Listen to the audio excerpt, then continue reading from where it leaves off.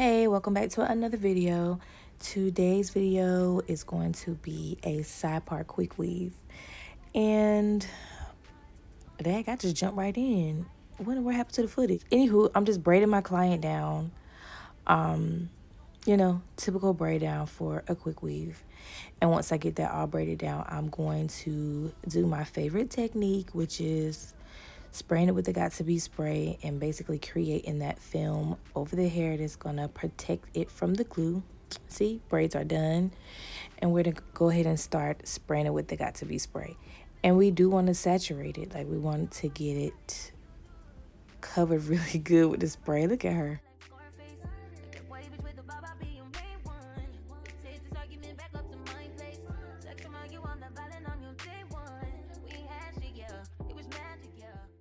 Once that's dry and the braids are kind of hard, you can go ahead and cover it up with the cap and make sure you cut the little ear parts out so the cap can stay down. And then you want to get your spray again and go back in with the spray.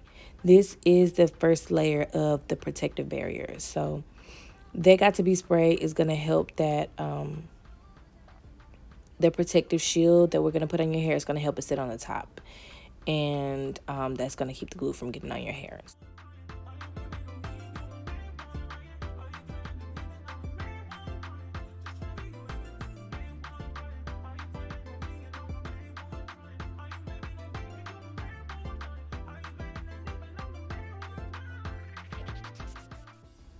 And this part of the video got cut out. I guess I thought I was recording and I wasn't.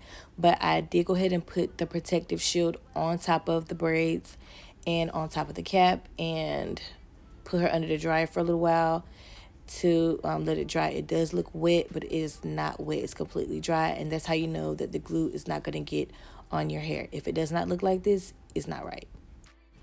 And we're going to go ahead and start laying the tracks. For my quick weaves, just because of the way I braid, I start putting the hair over the little hump in the back. I don't put it under there because that's going to be uncomfortable because it's just going to be on the nape hairs. So I go just above the braid and I start laying the tracks. And she's going for a very full layered look. So we're going to lay the tracks close.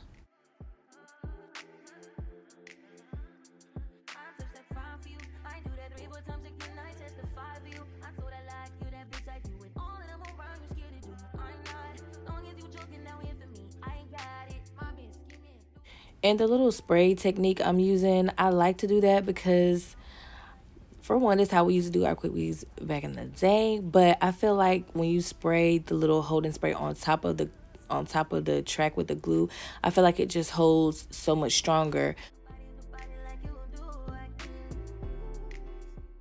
And don't forget to do your quick little hit with the blow dryer once you put your glue on, so it won't be like sloppy and like running all over the place when you're trying to lay the tracks, especially if you're doing it on yourself.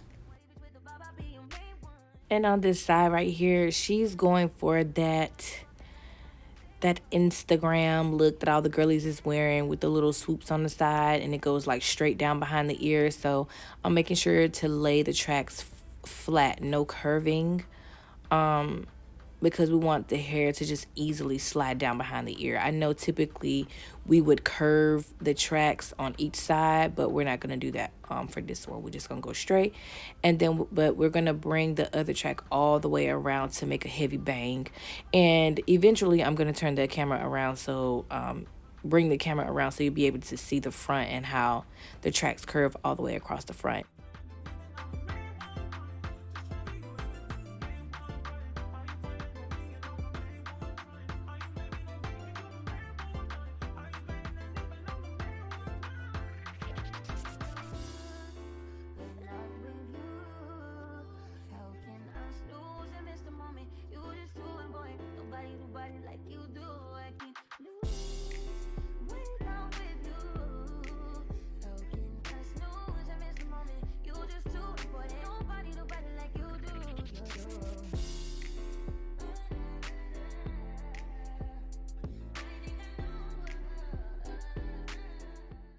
And right here is where I turn her around, and you can kind of see, y'all, first of all, when I turned this camera around, she was looking dead in the lens. Like, it was so funny. I had to cut it out. It was kind of creepy. But you can see how the tracks are curved all the way in the front to create the bang.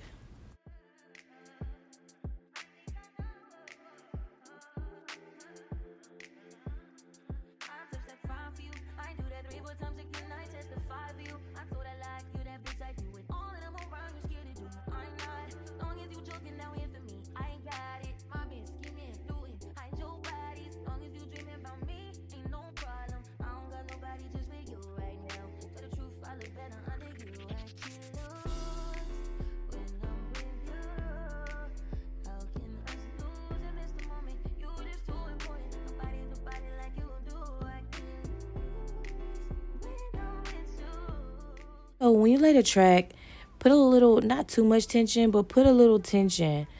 Um, and just in case your braids are not that flat, like here, my braids could tend to look a little bulky. I was not aware.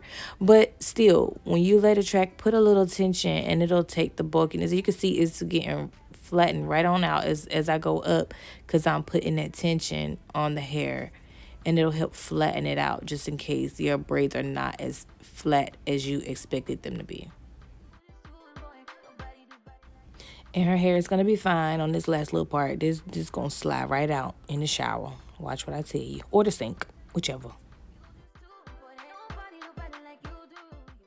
And onto styling. So I went ahead and got some like of the silicone serum, and I just brushed through the hair and I'm gonna get ready to blow it out because I'm gonna cut it because she wants layers, and for my layers I like a real heavy blunt cut at the ends because I just like that heavy look at the end. So I do my blunt cut at the end first.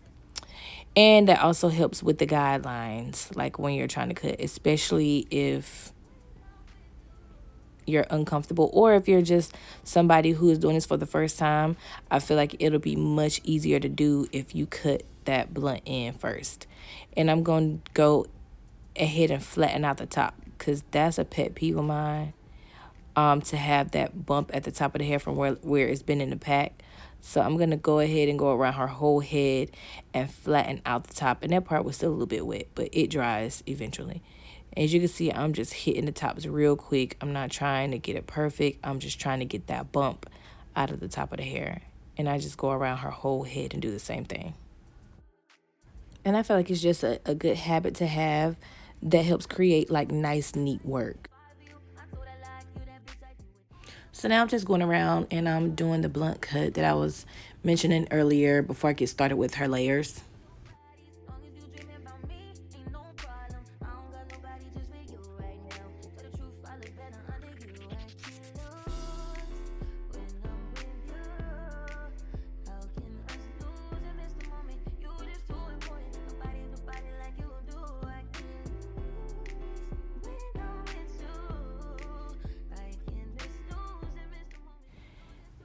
And I think the key to achieving this look that she's going for is choosing hair that is very full and very dense. And that's going to create that heavy look that you're going for.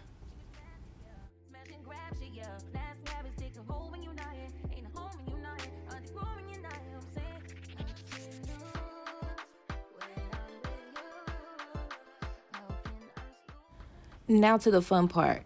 Another reason why you want to have really dense hair, you see how much hair, how much room it is to just cut into this hair? You can't achieve that if the hair is not full enough. But anywho, the only way I can describe the way I do my layers is use that bottom, that heavy line that we cut across first, use that as your guideline. That's your guideline. You don't cut into that no matter what. You could cut on top of it as much as you like, but don't go into that bottom section of hair.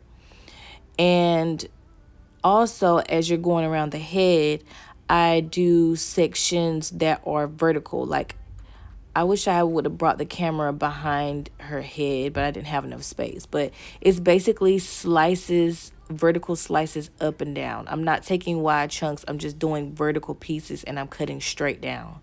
So hold the hair straight out, hold the vertical piece straight out, and just cut downward, leaving that bottom hair heavy at the bottom, because you see once we put the hair down, you can't see the chopped parts, but they are there, and you'll see it once we curl it. But you don't want to cut into that bottom part because you're going to be taking the fullness out of the hair.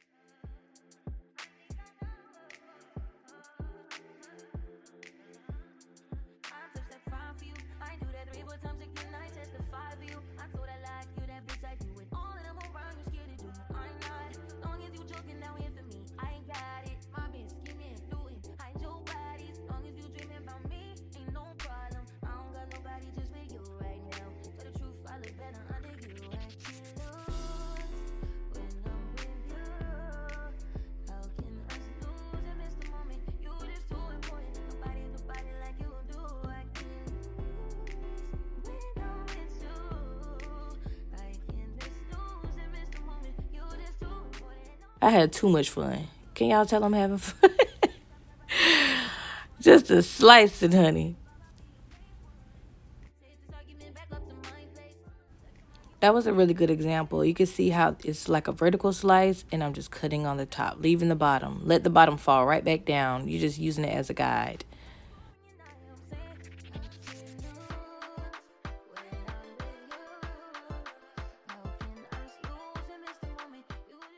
But I forgot to mention, leave their hair braided. Don't undo the leave out. Don't undo anything until you're done cutting. You see how now how I'm lifting it up, and you can see all the layers that was in there. So now it's time to go ahead and take it out and blow through your hair. I was using a smoothing spray. I used that one because that's the one I had on hand, but my favorite one is by, what's the name of the brand? I'm gonna put it, if I can find it, I'm gonna put a picture of it in this thing.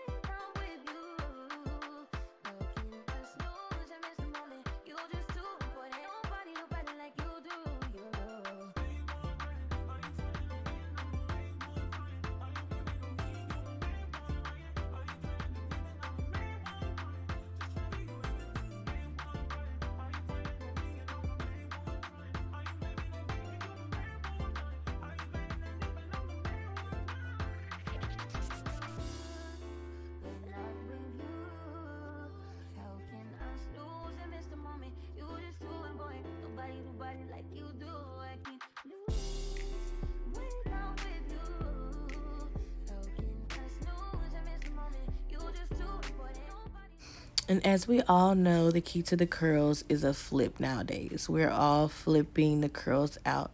And it's just as simple as that. Flip the curls out.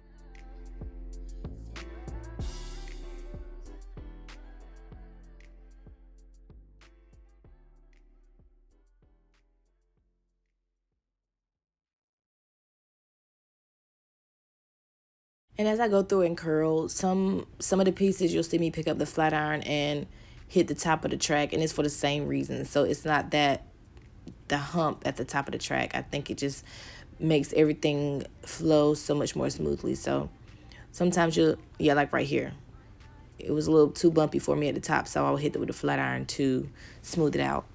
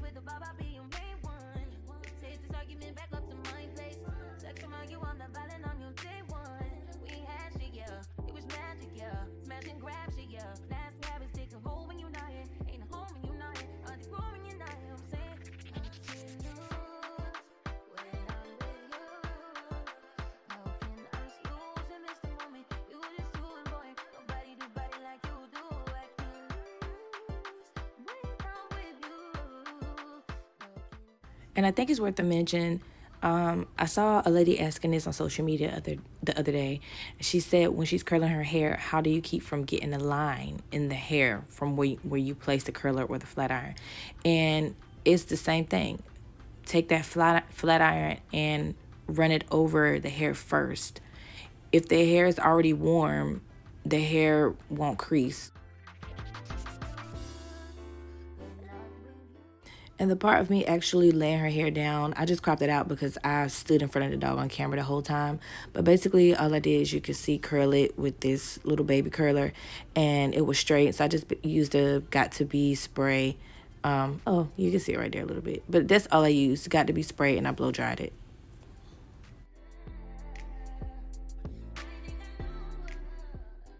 Look at those layers. They look so pretty.